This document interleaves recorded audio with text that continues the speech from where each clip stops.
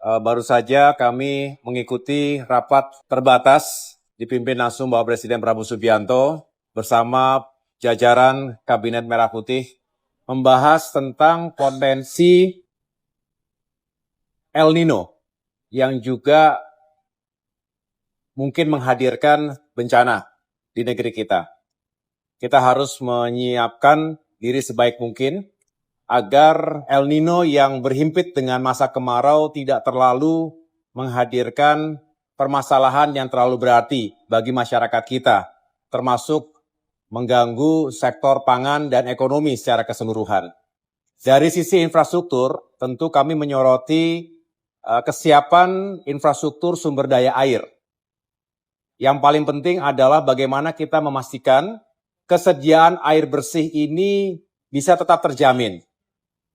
Misalnya, memastikan bendungan dan waduk kita memiliki debit air yang cukup untuk suplai air bersih, suplai air baku bagi masyarakat, dan juga untuk mendukung irigasi.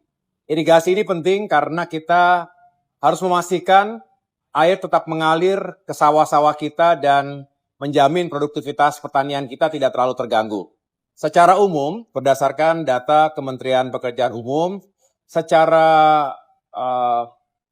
total neraca air kita ini masih memadai, masih mencukupi, artinya masih aman.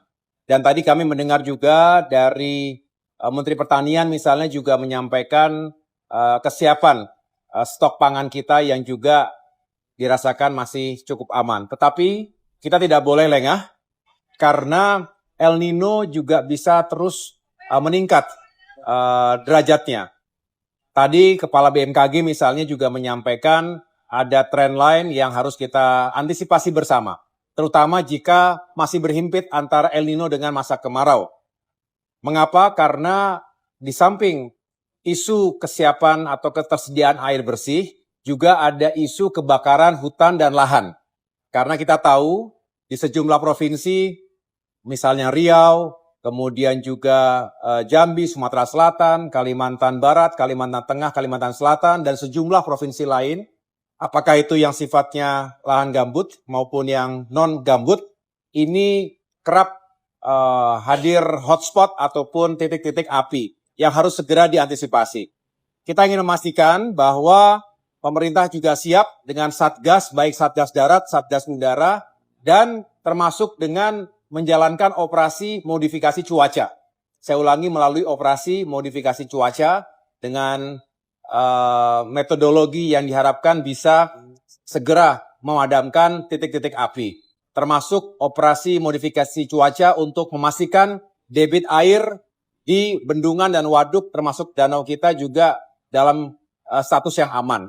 Saya rasa itu yang menjadi perhatian dan esensi dari rakor tadi, yang jelas bahwa Presiden Prabowo Subianto begitu concern dan memberikan direktif yang taktis kepada seluruh jajaran agar semuanya siap, termasuk pemerintah daerah. Saya rasa itu penjelasan dari saya. Terima kasih.